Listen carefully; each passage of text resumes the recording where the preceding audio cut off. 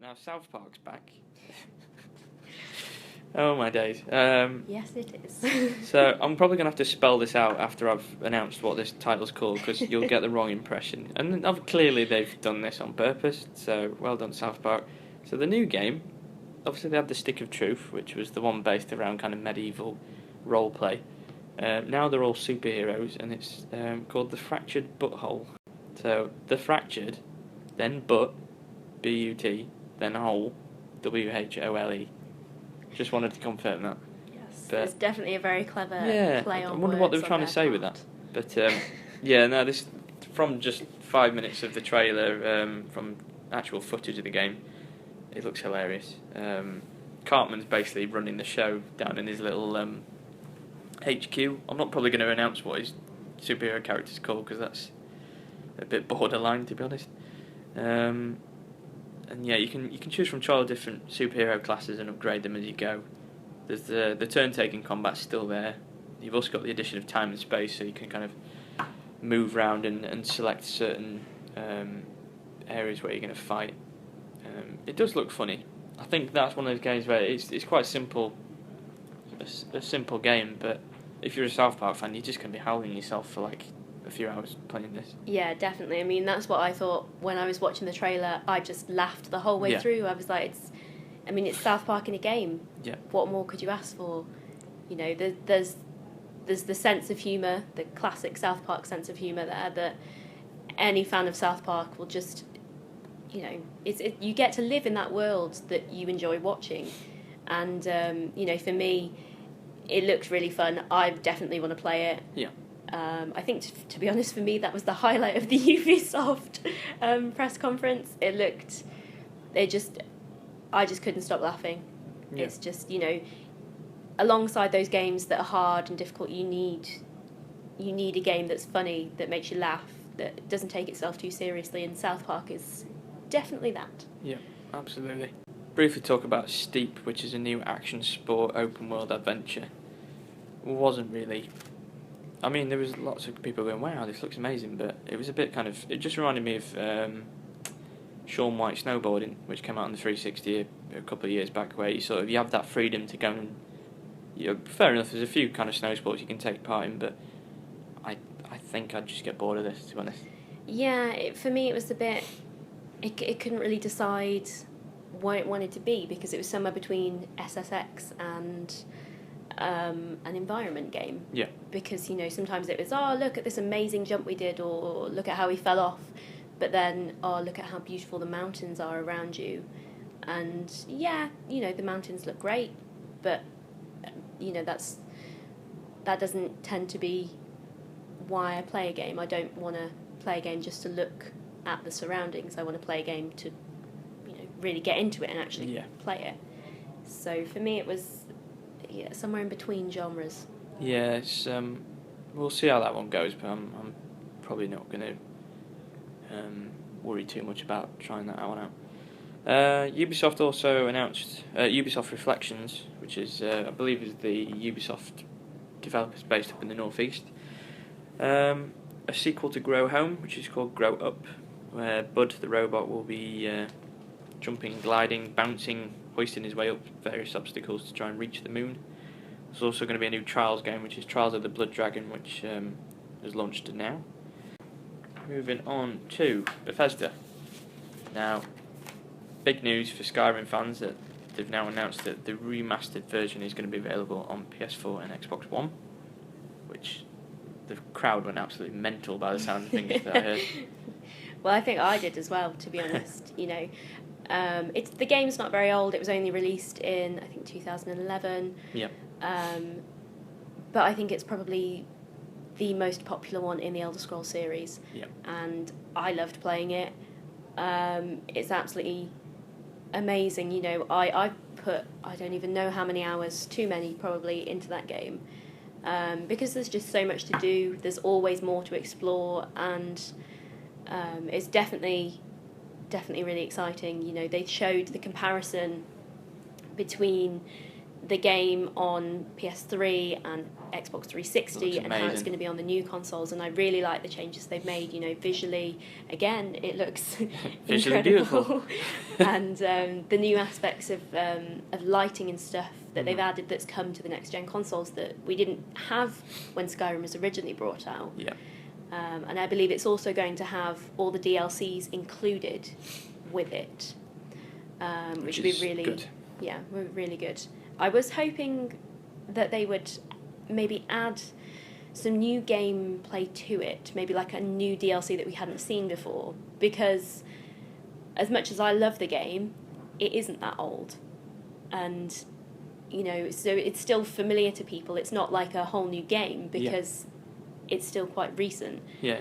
So, I mean, they didn't really say much about it, just that they were doing it. That was, they kept it, you know, the cards very close to their chest on that one. Yeah. So, you know, I can live in hope that maybe they will announce a little extra gameplay for it in the future. Mm-hmm. But, yeah, that was one thing that I thought maybe would really add something extra to it. Because otherwise you're just going out and buying the same game that... Yeah. I mean, for me, I didn't actually play Skyrim all the way through. I just played a brief, maybe 20 minutes of it at my mate's house. So that will be quite a good experience for me to see it in such a remastered and kind of enhanced form, so that'll be quite interesting. Tying in with cards close to the chest comment, we've also got the strategy card game Elder Scrolls Legends, which is going to be both single player and multiplayer modes based on the Elder Scrolls world. Not only that, Elder Scrolls Online is going to have one Tamriel where they're essentially they're removing the restrictions of character level barriers. So players can basically, as soon as they complete the tutorial, they can freely join other players and factions and just start playing. Because I think that was a bit of a thing for most players. It's sort of like, oh, my mates sort of... It was a bit like The Division, actually, because a few of my mates got it a week before I did. And then you kind of like, oh, okay, I'm about 15 levels behind you. And then you'd see them on the map. It says, your friend's kind of walking past you right now. He's right in front of you. And it's sort of like, well, where is he? It's like, oh, well... The levels restrictions mean you can't actually be in the same sort of server with him. So you can sort of see him like a ghost kind of floating around on the map, but he's not actually there. So I think for me, that's going to be a great addition to Elder Scrolls Online, which has been a popular game anyway. I mean, have you tried that one? Yeah, again, I'm a big fan of the Elder Scrolls series, so I bought that. I pre-ordered it and got it the day it came out on Xbox One. Obviously, big delay after the PC because there were a lot of issues with it. But since it's come out on Xbox One, you know, I've again put a lot of hours into it. Really enjoy it, and I really like playing it with friends. But again, I did have that issue of, you know, I had one friend who was about 20 levels ahead of me, and so I couldn't go to the area he was in. He could join me and go through sort of my area with me, but obviously 20 levels ahead, it wasn't the most exciting for him. No. And then I had a friend who was about 15 levels behind me, and, you know, I could go back and help her, but it would be... I think this will be a really good addition because it just means that we wouldn't have had to do, you know, separate things or one person go back and just sort of stand there and just support. Yeah. You can all do the same thing together, which is really great. And I also think the fact that you can explore all of the areas straight after the tutorial, because I mean the map it's enormous. You know, there's I don't even know how many places to explore, quite a lot. Mm-hmm. I don't even think I've got through all of them yet, and I'm into I think I'm like 5th veteran rank or something like that. Okay. And so it'll be really great to be able to explore everywhere straight from the tutorial. Awesome. Also, Quake Champions has been announced. Now, it's been 20 years since the original Quake game was released. PC arena style shooter for anyone who didn't know what it was. But the Quake Champions is going to be basically unlocked frame rates and high-end graphics, so it's perfect for PC gamers. Obviously, with the amount of tech that they can have and various computing equipment. It's also going to be quite heavily featured in esports and expanded competitive tournaments, which is going to be announced more at QuakeCon. Game of the Year, Fallout 4. That's going to be getting some more additional content. Contraptions, which is out next week, I believe, where you can get various like conveyor belts and all sorts that you can have in your bases. And Vault Tech, which comes out in July, where players can actually now build and basically live and defend in their own vault, which I think is really cool, because you sort of find vaults in various locations around the Commonwealth, but it's quite cool that you can actually now build your own and sort of beef it up a little bit. Yeah, that's definitely something I'm really looking forward to, because you find vaults all over the place, and well, not all over the place, but you find a few of them, and that was one thing with the building aspect of this game that I thought you would have been able to get from the start, and I was disappointed that you didn't get it from the start. So I think this is a really good addition. It's something that people really want. It's definitely something I really want. Yeah. So I'm really excited to get that and to see what you can do with it. I think you can experiment on people within it as well, like they did in the original Vaults, I believe it said.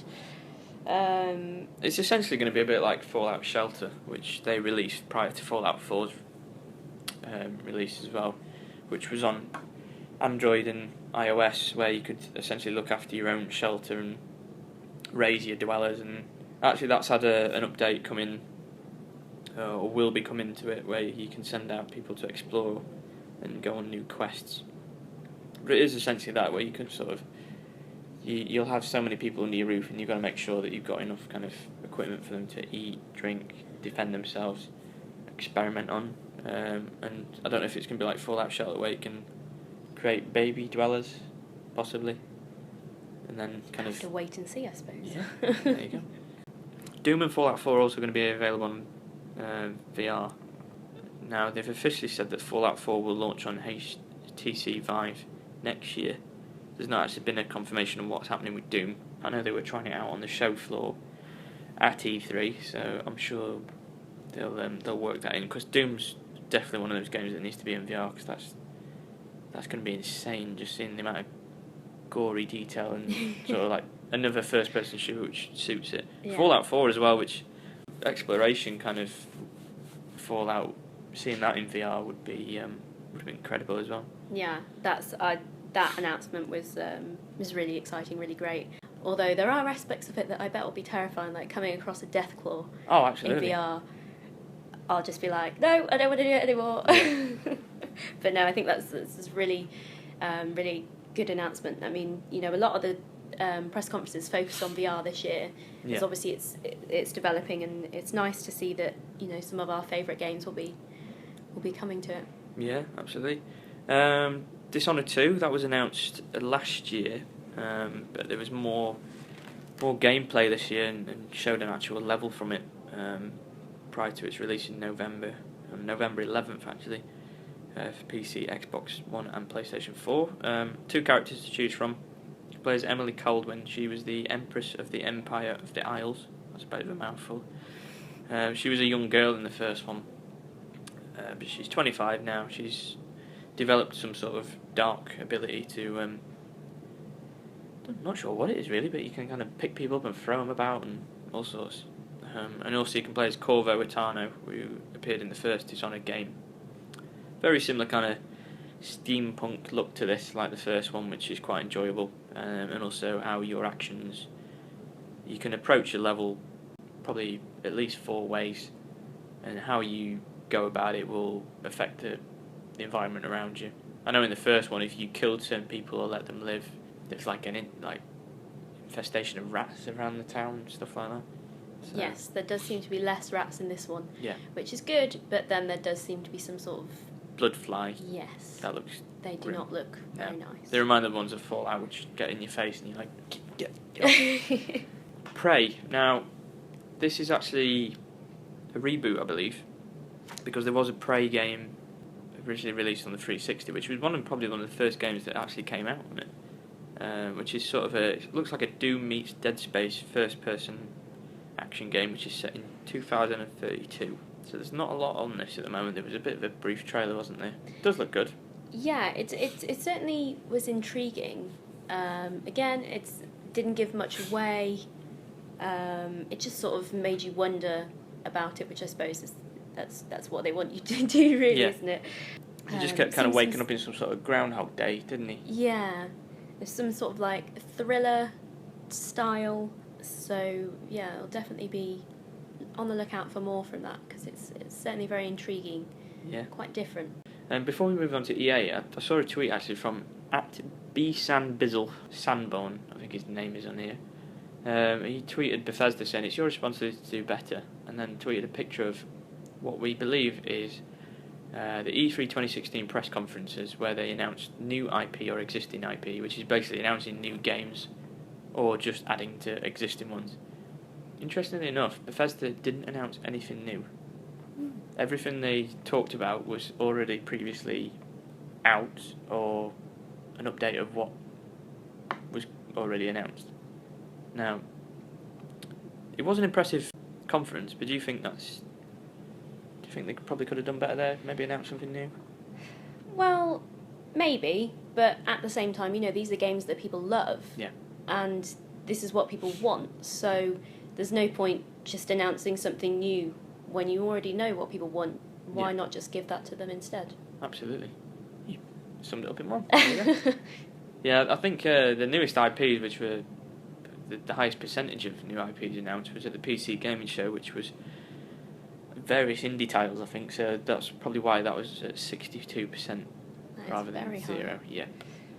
Xbox was 29%. EA was 17%. Ubisoft was 27%, and PlayStation was 44%, so that was quite high. But they had quite a lot to announce, didn't they? So. Yes. Right, finally, EA, they kicked off the event with their EA Play event on Sunday, which we got to have a look at Titanfall 2, which it looks good. And they're actually stepping away from being an Xbox exclusive now, so PC and PlayStation 4 gamers will also get the chance to play this.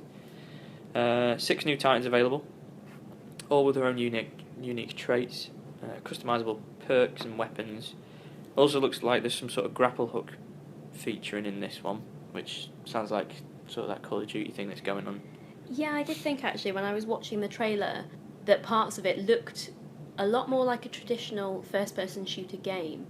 Obviously you still had those sort of futuristic movements and the Titans and whatnot, but there were parts of it that did look a little more towards, Call of Duty or traditional Battlefield. Yeah. Which is interesting. I suppose it puts them in direct competition with those games. So it'll be interesting to see how that works out. And this time there will be a campaign. Yep, just about to mention that. That's another reason why I think this is going to start trying to rival Battlefield and Call of Duty, because that was something that they were missing last year. The last game. I mean, there was some story in it, but again, it was all multiplayer, so you had to play online. They sort of just stuck a bit of a story in the background. There was just people talking, but you were just playing a multiplayer game, so it sort of didn't really feel like you were involved in anything other than just the training at the start where you went into various arenas and practiced using the Titan. Yeah, they've definitely looked at it and gone, okay, how can we improve what's missing from it? And I think they've really come back and gone. They've looked at it and they've pulled out the right things and gone, okay, we need a campaign. Yep. Because that's most games nowadays they have a really long, detailed campaign, or they have both a campaign and a multiplayer. Yeah. So I think a game that's missing, that doesn't fit into those aspects is really missing out. So it's good to see that they've changed it and updated it. Yeah, absolutely. And I think from using my own pair of ears, it sounds like Katie Sagal, it might be, I'm not sure. I do apologise if she ever listens to this, but she might do, I don't know. The voice actress from Futurama, she played Layla, and she was also in Sons of Anarchy as Gemma. I believe she's one of the main voice actors in this one. I also like, from what I saw from the advert with the Titans talking, I don't think the Titans talked in the first one, but it seems like they have like a higher performing AI, artificial intelligence, and they have more of a bond with their pilot now. Yeah. Where they sort of, it's not just a suit when you see it kind of running after them and protecting the pilot when they're running around shooting on the ground. There's this very kind of King Kong damsel in distress thing where they're really like looking after them and will like take a bullet for them. Yeah, very much like protective parents. Yeah, absolutely. Just a big robotic parent. Madden 7, not much on this really. The standard Madden update really for the new game, new commentary team. They're emphasising more on esports, but there is also going to be a championship season which has $1 million in the pot up for grabs. Mass Effect, again, not a lot on this. I think a lot of people were hoping for more. Kind of gave you a glimpse at the vast open universe, extreme weather conditions, encountering creatures, civilizations. Described it as somewhere that you could lose yourself in, so hopefully it's going to be one of those games where you can spend hours just going on adventures.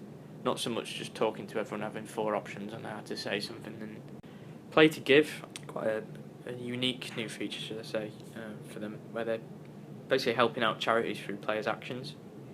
So you can earn rare perks by completing certain challenges to do with play to give, and at the end of the campaign, EA will be giving out $1 million across 5 charities, which includes the likes of Special Effect.